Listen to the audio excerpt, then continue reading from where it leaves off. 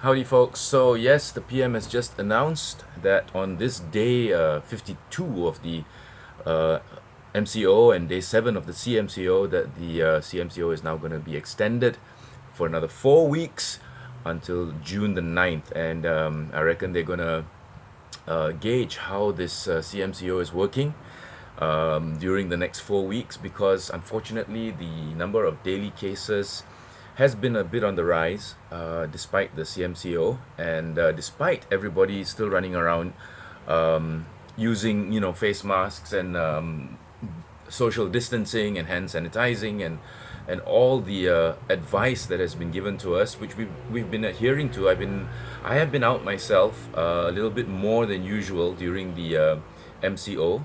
Now with the CMCO, I have been going out a little bit more to get supplies and stuff that I need in and around the house. And I have noticed that people are going around. I would say 80 to 90% of people out there are still wearing masks when they're out, which is great. I do notice that social distancing is not being adhered to very much. Unfortunately, people are still getting a bit too close, especially at a checkout counter when you're paying for stuff. There are lines on the ground, there are some circles, sometimes even squares telling you to be 1 meter apart.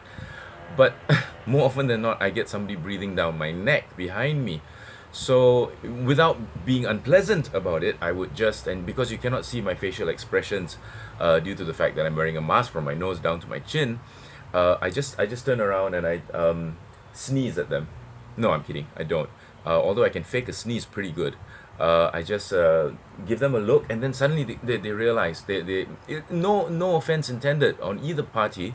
Suddenly they realize that oh, I'm not standing far enough. I'm too close.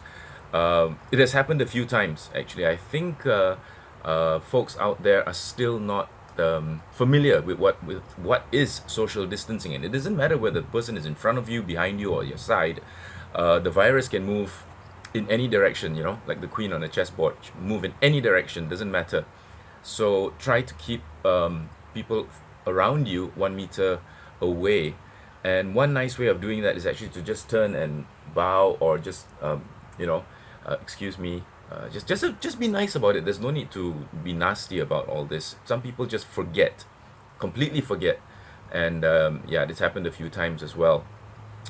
The other day I was at a convenience store at a Shell station, and this lady walked in, and she just stood at the door. And don't you just hate it when people block the entrance or the exit? She was standing there, and she had just gotten a text, so she was looking at her phone, and there was this poor other lady outside waiting for her to move so that she could come into the shop. So I actually had to say, "Excuse me, ma'am, there's somebody waiting to come in." And then she thought the door was locked, so she jiggled the door. Open, ma. So yeah, I know, but you're blocking. So just I wish I'd recorded that, because it was a really nice case of social interaction during these trying times, and but I didn't. And once she realized she was blocking the entrance, of course she apologized and she moved. But I think we all need to be very patient. We all need to be clever and smart about the whole thing. That I noticed many long lines outside, not convenience stores, but family marts, and sorry, not family marts. That's an actual shop. Sundry shops like Giant, Hero. Those sundry shops. Lots of lines out there, and the lines when people are standing, I noticed there was very few of them were 1 meter apart. I don't know what's the reason for that, because there are markings on the floor. Maybe they forgot, or maybe they feel that by being closer to the person in front, they're going to get into the shop faster by a hundredth of a second. So just remember to keep your distance. Yeah, keep your distance from each other. Yes, we are actually a very close knit society. I've noticed that over the years. We are a very close knit society, but now is not the time to be close knit. Now is the time to actually be apart. Remember, much earlier, I actually read out a quote about divided we stand, united we fall. It's still in effect, yeah? So just please be careful out there. Wear your masks, wash your hands thoroughly, frequently. Maybe you might do what I'm doing, which is actually to take a shower every time I come back in from going out. Take a shower when I come back in. That will also help. But it's another 4 weeks of what is essentially a movement control order. Even though it's conditional, we still need to adhere to individually, we still need to adhere to everything that was in place during the MCO. The CMCO is not carte blanche, it's not a visa for you to go crazy. Interstate travel is still not allowed unless you get approval from the, you can download the Gerak aplikasi. You can download that, or you can get approval from a police station. So sadly, there are 3 cars that I want to go and see.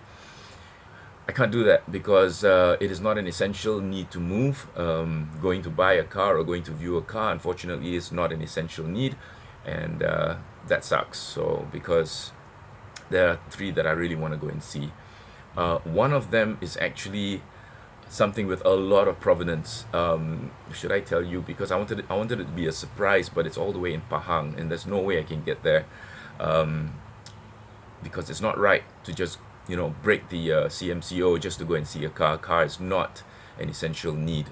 It is to me, but unfortunately, it doesn't seem that way to our government, who are doing as best they can to try and curb this. So yeah, if you want to know what it is, remember a long time ago I actually talked about the one of my favorite cars a long time ago, and it was used as a Genting Highlands taxi. Yes, the 1.6 Nissan Sentra with a fuel injected engine. It's a B13 if I'm not mistaken. Yeah, I think it's a B13. So there's this really nice B13 Nissan Sentra in Pahang, and when the seller sent me the grant, I almost fell off my chair because it is actually registered to Sri Genting Enterprises.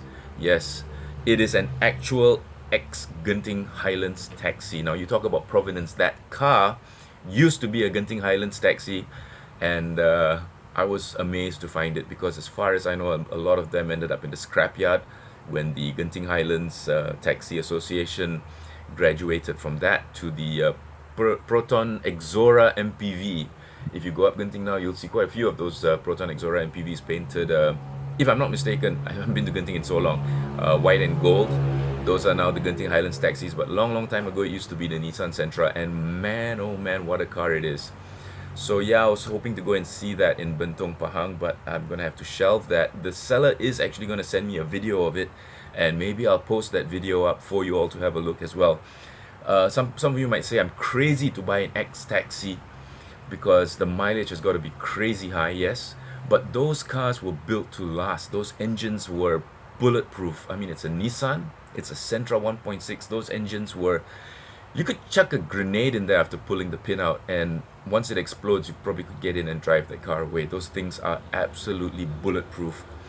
And I think it would complement my rock and roller quite well, because both are 1.6, and I can do actually a comparison on the two, because yes, they were competition for each other back in the early 90s. And since the Bluebird has been sold, I have a space. So yeah, that was good. That was one of the 3 that I wanted to go and see quite badly. It was the top of my list actually, and I was hoping that by next week, the 12th of May, which was supposed to be the end of the MCO, initially before the CMCO took place, I was hoping that it would have been lifted by then, but unfortunately it's not. So you're all gonna have to wait and see, because I'm really excited to see that car. I mean, provenance aside, it's still a very nice car. It looks accident free.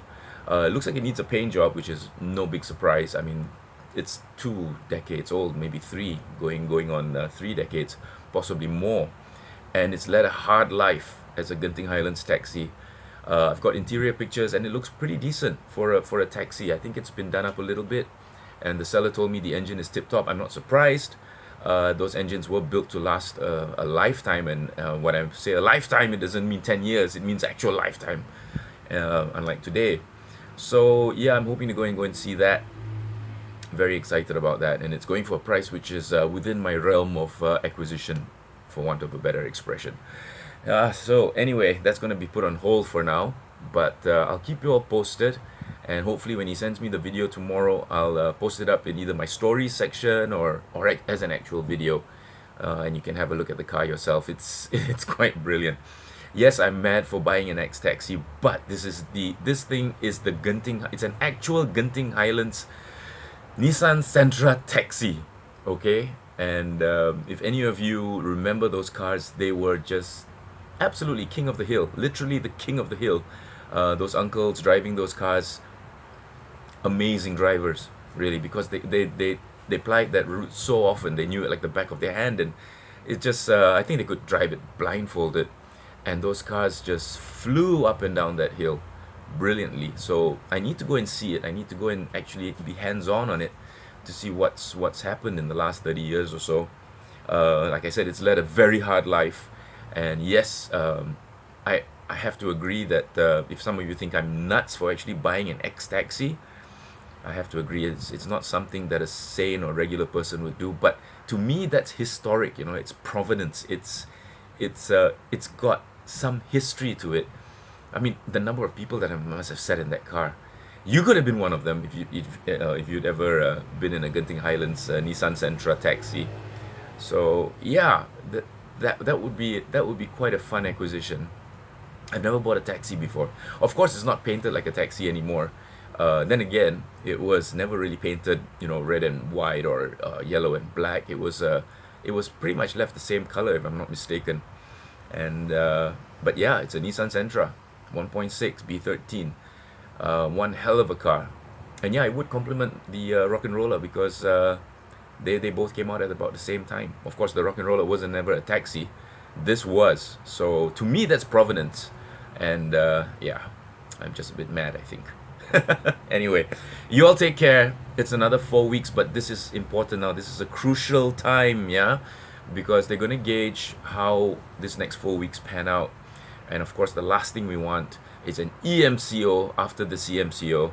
The E stands for enhanced, which means it basically goes back to an MCO, but even more strict. They just very recently, I think 24 hours ago, they've concertina wired a whole area of PJ near Old Town because of a new cluster that was found. So again, like I said, and I need to reiterate, I don't care if I sound like a broken record. This is very important. Yeah, the virus is still out there. There's no vaccine. It's still out there, and it's still looking to infect and kill.